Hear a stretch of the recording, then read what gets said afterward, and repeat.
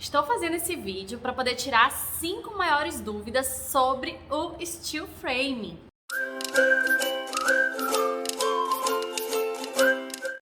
Bom, Lori Saab, que é professora na Anhanguera, né, Unime Anhanguera em Salvador e agora também na UFBA, me convidou para falar um pouquinho mais sobre steel framing, na matéria dela sobre tecnologia, né, das estruturas, da arquitetura, enfim. E eu vou deixar esse vídeo aí na rede aberto para que mais pessoas possam ver também. Então eu reuni as 5 principais dúvidas. Fica até o final, porque a última é a que eu mais recebo de dúvida, né? Então vamos lá. Estou construindo uma casa de 234 metros quadrados na Cidade Alfa, no Alphaville Ceará 1, né? Cidade Alfa é um complexo de condomínios e um desses condomínios nós estamos construindo para nossa família uma casa de steel framing. E aí, uma das perguntas que surge é, a primeira delas, por que eu escolhi o steel frame, né? Então, eu escolhi realmente o steel frame, a primeira coisa que fez com que eu escolhesse essa tecnologia foi realmente a questão do tempo, né? E também o meu interesse inovador, porque todas as obras aqui, 98% ou mais são feitas em estruturas convencionais de concreto e tijolo, e eu realmente gostaria muito de que minha própria casa fosse feita em uma tecnologia inovadora, diferente. E nem é tão inovador assim, né, o steel frame.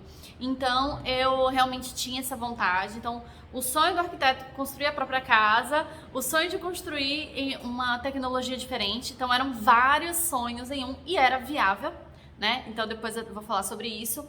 Então, eu não pensei duas vezes e decidi por esse sistema, diante das informações até que eu vou passar aqui nesse vídeo para vocês. Então, eu tô, na verdade, realizando vários sonhos em um só, né? Então, pra gente, né, construir a própria casa, eu imagino que seja o sonho de muitos, era o meu também e estou agora realizando ele. A segunda pergunta é como encontrar fornecedor.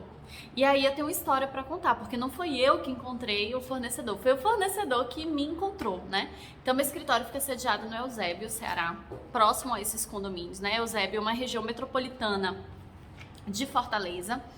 Então, meu CNPJ, inclusive, fica sediado em Fortaleza e minha sala de produção aqui no Eusébio. E aí, eventualmente, eu recebo ligação de fornecedores, construtores, pessoas querendo divulgar produto. E eu já trabalhei do lado, né, como especificadora, eu fui especificadora da Deca por alguns anos. Então, eu costumo receber muito bem esses fornecedores, eu abro agenda para eles, às vezes não dá imediatamente, mas a gente consegue numa janela, até para eu aprender novas tecnologias. Então, isso fica como dica, se você é estudante da área, receba bem esses fornecedores mesmo, abre espaço na sua agenda para isso, porque normalmente eles têm muito a nos ensinar, tá?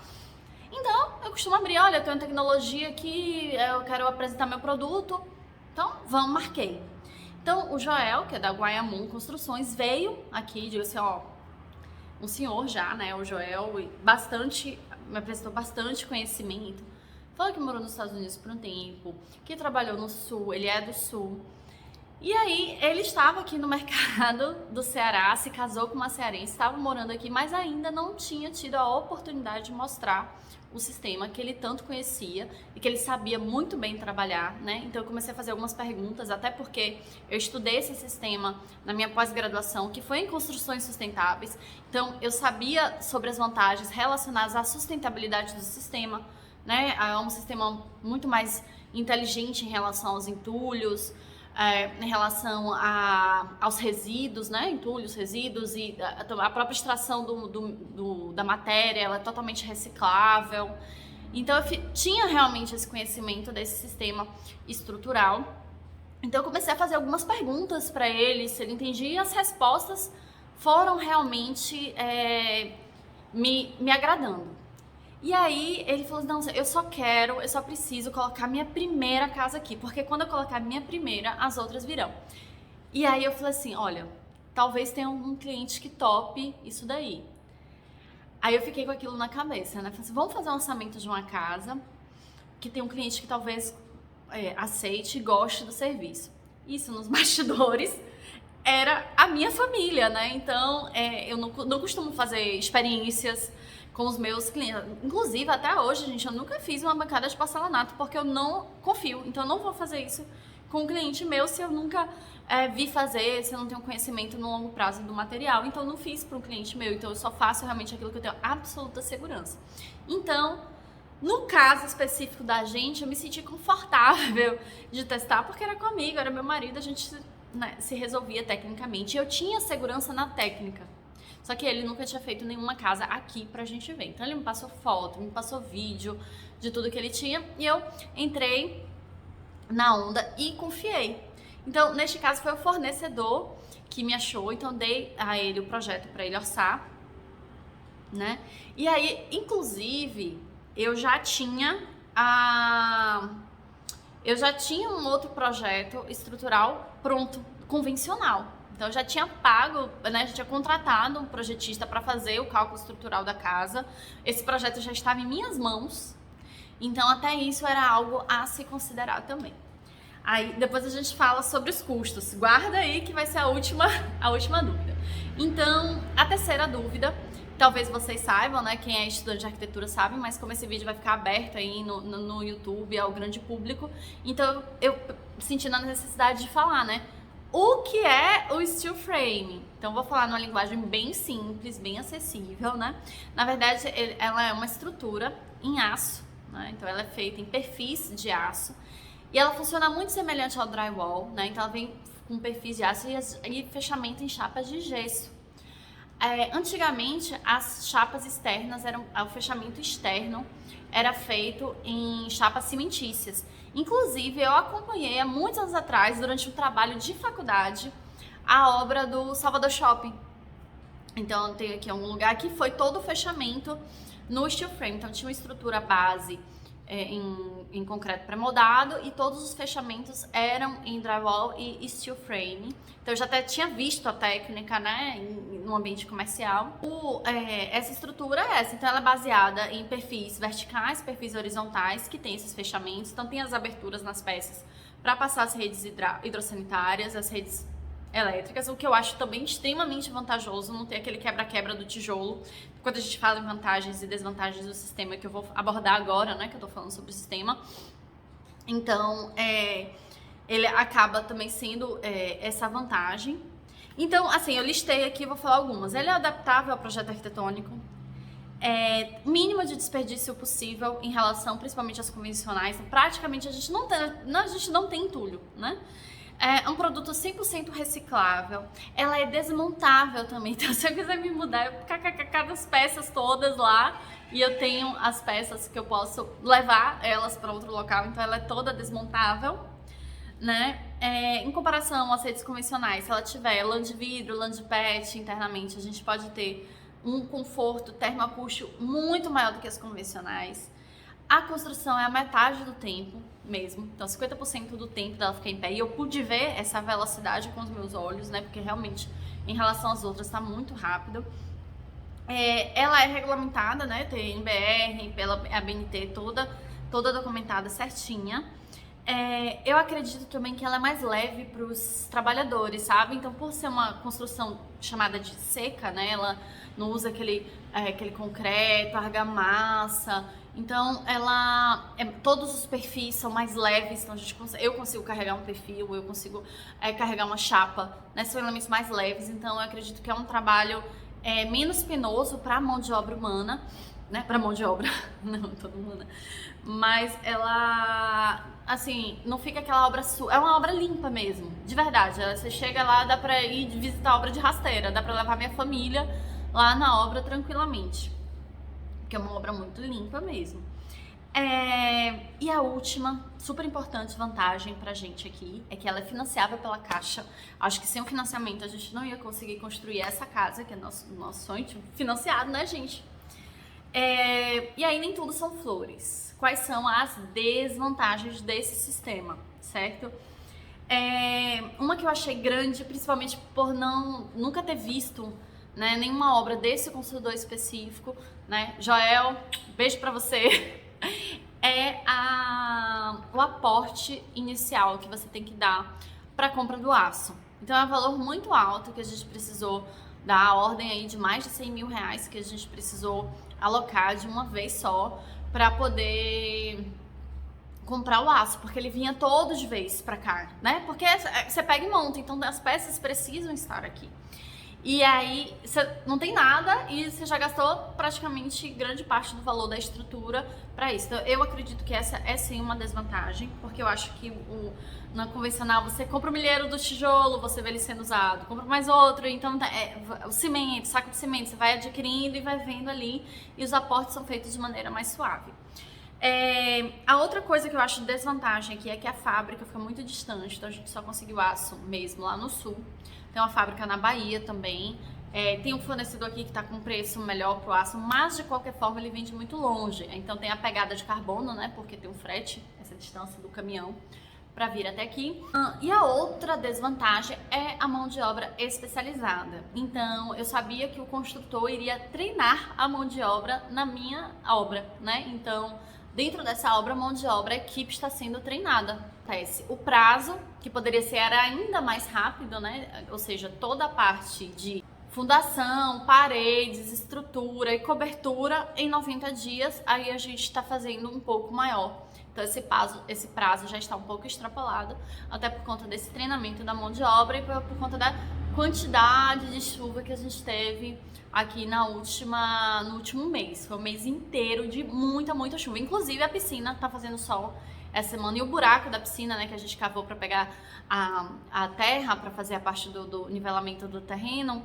Essa terra, a piscina tá lá encharcada até hoje, mesmo fazendo sol, tá com água.